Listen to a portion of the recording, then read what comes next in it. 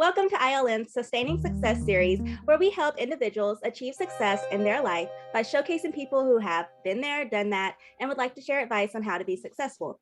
Today, we have Jason Goldberg.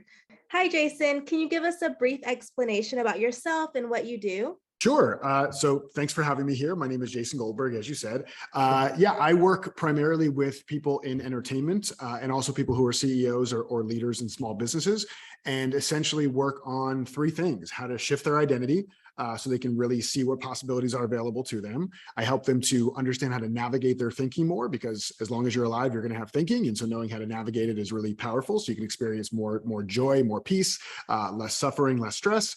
And then how to take more consistent, purposeful action on whatever it is that you want to create in the world. So those are the three things I typically do through coaching, through speaking, through my books, through all of the ways that I show up in the world.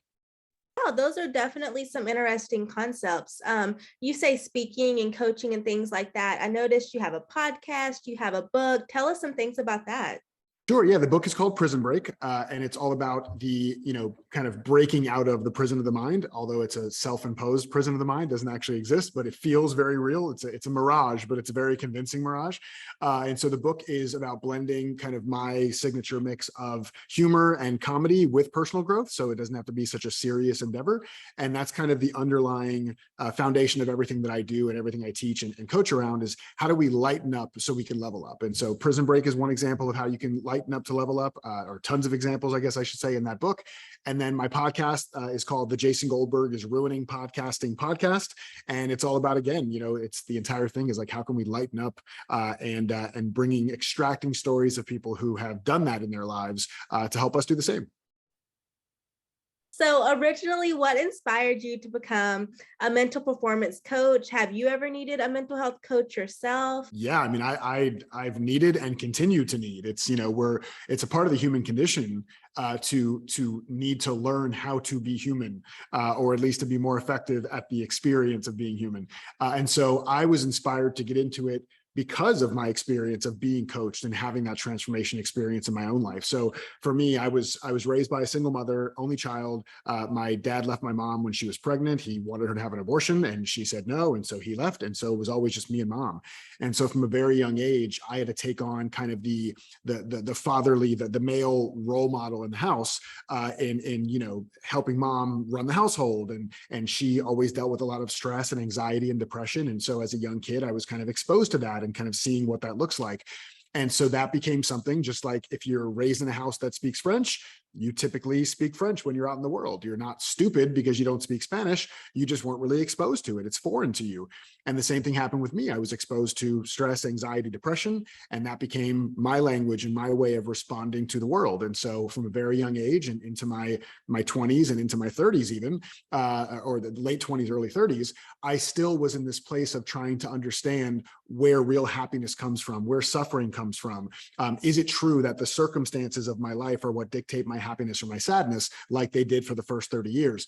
And so it was me going into that exploration myself. And I write a lot about this in the first chapter of Prison Break, because there's a story of where I say it's the day the universe cut me off, where I finally had this true realization that there was a level of personal responsibility that was missing for me in the experience of life that I was having. And so that took me down this rabbit hole of personal growth and being coached and therapy and all these different things to really truly learn the truth about where happiness and joy and everything else comes from. And so once I experienced that for myself, it's like if you go to a restaurant and you have the best experience of the restaurant ever, you got to tell all your friends. You want all your friends to experience the same level of joy that you experienced by going to that restaurant. And I had the same thing with personal growth. Is I just, I had always been somebody as a kid that people came to with their problems, and I found a lot of joy and connection in being able to be there with people and be present for them and be empathetic and try to help. And so you kind of put all those things together, and I wanted to see how I could do that professionally. And so I've been doing that now for the past 10 years. Wow, that is very inspiring. Thank you so much too for just being so vulnerable about your personal experiences and kind of what led you here. So when you started on this path, did you think you would end up where you are currently? I mean, I had a vision of hopefully being somewhere around the realm of what I was doing, but my my mentality as much as possible, and I'm by no means an expert at this, it's a moment by moment decision, moment by moment choice, is to try to be, high on engagement and low on attachment. So meaning really pour myself fully into whatever it is that I'm building, but not trying to have too tight of a grip on what I think that's supposed to look like. And so being able to hold that paradox of, I don't want to be fully hands off where I'm like, oh, I'm just going to sit on my couch and I'm going to meditate and I'm going to manifest this business just being built around me. I didn't want to be on that side of the spectrum, but I also didn't want to be on the other side of the spectrum where it was like, burn yourself out, hustle, hustle, hustle. You have to make it all happen by yourself, and all these things that I learned in my corporate job. And I had been in IT consulting for the better part of 15 years before I left corporate, and had a couple of other startups that I started in the technology space before I became a coach and a speaker, like I said, about 10 years ago. And so that's what I had learned. Like, you got to hustle, hustle, hustle, make it all happen, that kind of stuff. And so I was like, well, what else is available here? And that was a part of my personal growth journey, was to really start seeing what else was possible. And so that was a big thing for me during this entire process, is like, yes, I know the general direction that I'm going. I know how I want to feel about the work that I'm doing. I know that when I'm enthusiastic about the work that I'm doing, that I just feel more lit up. And when I'm more lit up, it means that I can help more people. So I focused more on the inputs of how I wanted to feel, instead of focusing too much on what I thought the outcome should look like. Do you have any goals or milestones that you would like to accomplish before the end of this year? Yeah, I don't do a whole lot in the way of like goal setting in that way. Only because it doesn't really motivate me.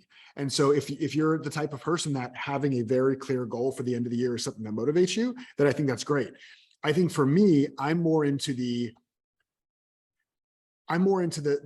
space of, what is it that I can do that optimizes for my own joy and happiness, right? And so if I'm putting my own joy and happiness at the forefront of what I'm doing, and for me, joy and happiness also means service. So we're not talking about hedonistic joy and pleasure only, because if you ask somebody hedonistically, what would it look like to optimize only for your own joy and pleasure? They would say, oh, well, it would be to, go to Tulum and just sit on the beach full time and not do anything. And I think for most people that would actually get really boring in a short amount of time. But if I can be really clear that for me, my own joy comes from service. My own joy comes from really allowing my gifts to shine. My own joy comes from performing, from teaching, from educating, from making people laugh, making people think. I call it the ahas and the ha-has. As long as I'm optimizing my life so that I can bring as much of the ahas and the ha-has to as many people as possible, then the things will figure themselves out. The actual end things will figure themselves out. At least that's been my experience.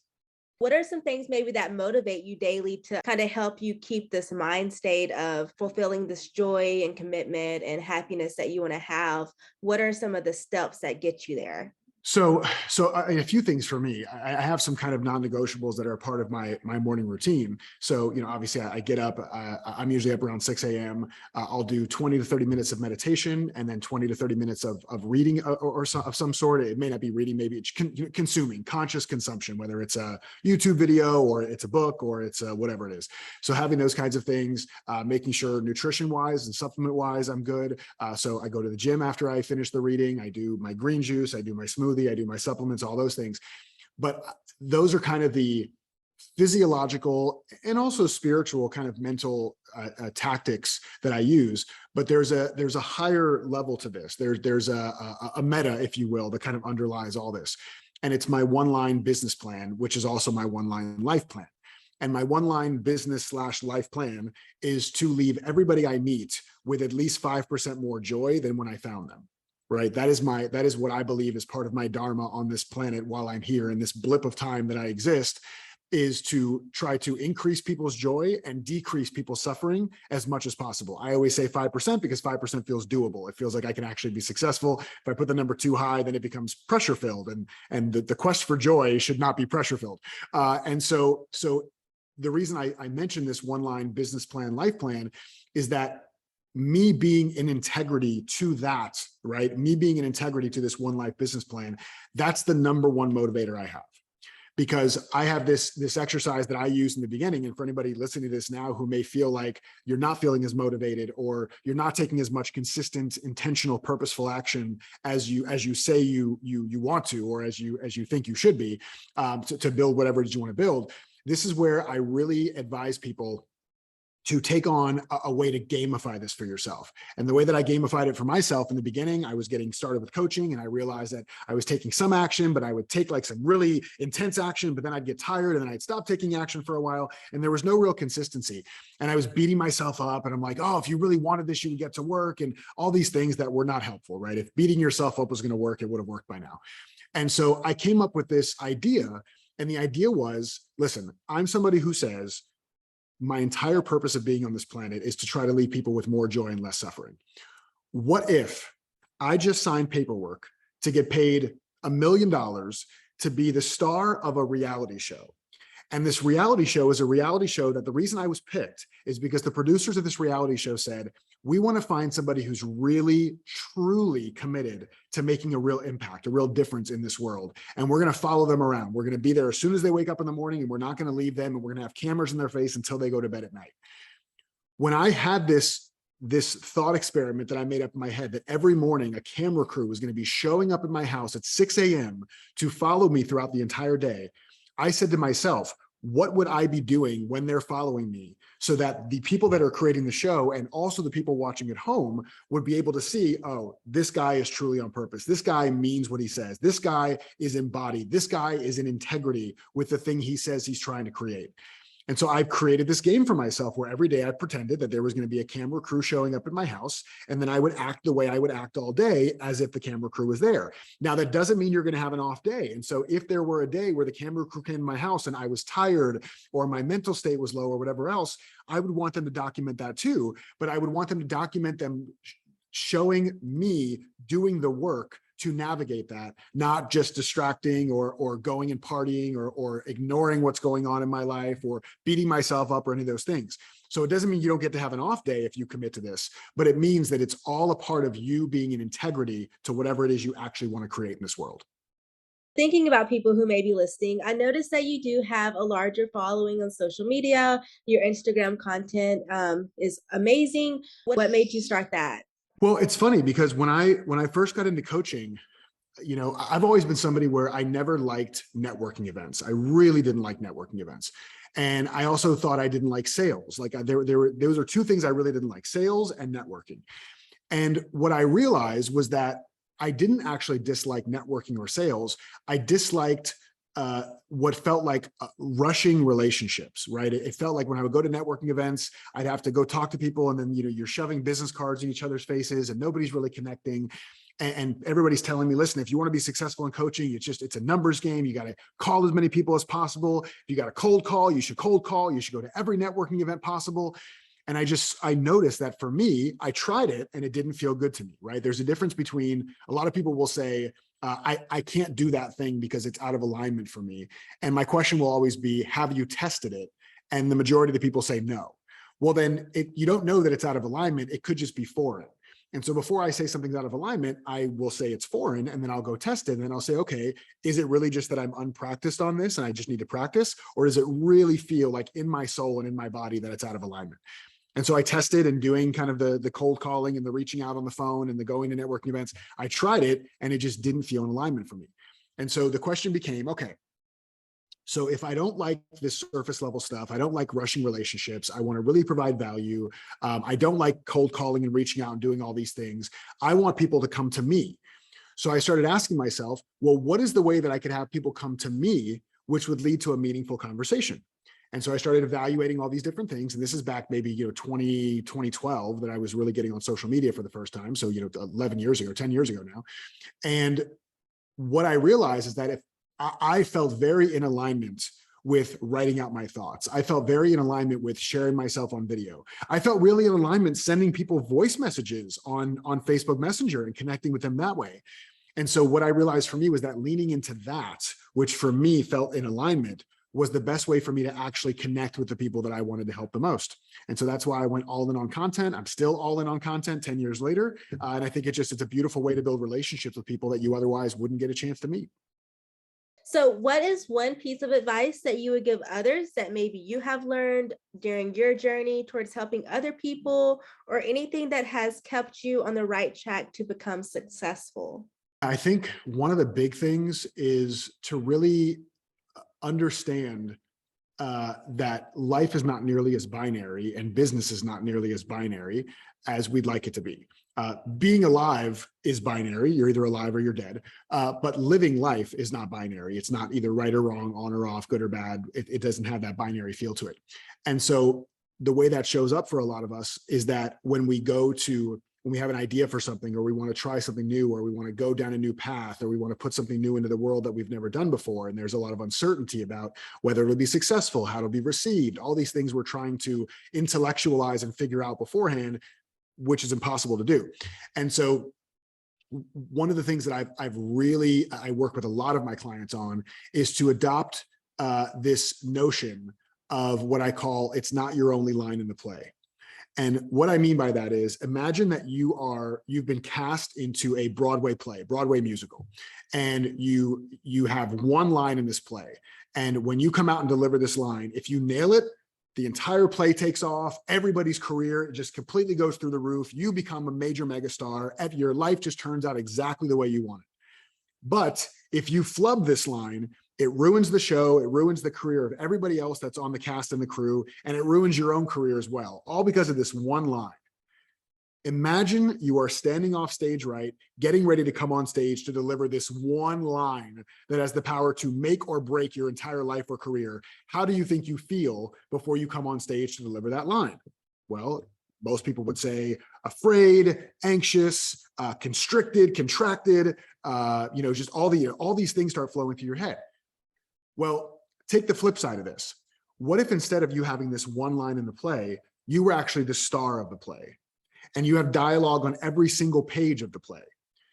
Is it going to sting a little bit if you flub a line during the play? Of course it will. It's going to hurt your ego a little bit that you messed up a line, you messed up the delivery, or whatever it was.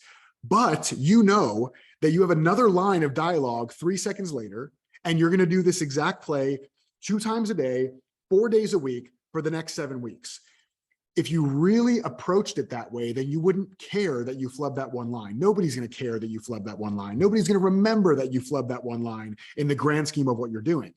And so this is the invitation I have to people, is to say, whatever it is you're putting out in the world is not going to be the last thing you put out in the world. Whatever you put out in the world is not your only shot to put something out in the world.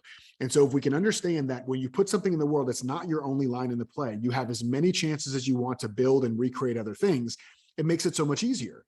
And so one of the ways that I'll tell people to think about this as well is, what if there was a law that came out, a law that was on the books wherever it is that you live, and the law said that you have to put out 1,000 mediocre things before you would be allowed to put out something that was really, really epic, right? You by law have to create 1,000 mediocre, can take it or leave it kinds of things before you would be allowed to create something epic. What do you think you would do if that was the law that was bestowed upon you? You would say, well, I better get to work. Let me just knock out these 1,000 things so I can get to the one epic thing. And the beautiful part about that is that by you getting into action to start creating these 1,000 epic things, I can almost guarantee you're not going to make it anywhere near 1,000 mediocre things before the epic thing shows up on its own. So the more we can take the pressure and significance off what it is that we're creating, the easier it's going to be for us to get into consistent action. Thinking about ILN and the things we do, what would you say is your favorite feature or thing about us? Just the fact that this is such an important message and important work that you're doing. These are things that we were not taught in school. I've been to obviously elementary, middle school, high school, undergrad, and graduate school, and did an MBA, have done all this educational stuff in the education system, in the traditional education system here in the States. And I did not have a single course. I did not have a single module. I did not have a single lecture from a professor at any level of my education that had to do with the things that you guys are focusing on. So it's basically the life school that we've always needed, but really never had. So anyone who's listening, he has some great content. So be sure to check out his Instagram. What is your Instagram? At the Jason Goldberg, and there's a link in my bio there. If you want, you can get a free copy of my book, Prison Break, a digital copy, an audio copy, or if you're in the States, you'll pay a couple bucks for shipping and handling, and I'll send you a paperback copy. But that's all available there in the link in my bio. Thank you so much for coming and chatting with us today, Jason. It was really a lot of fun. You had some great tips. You shared some awesome information. Until next time.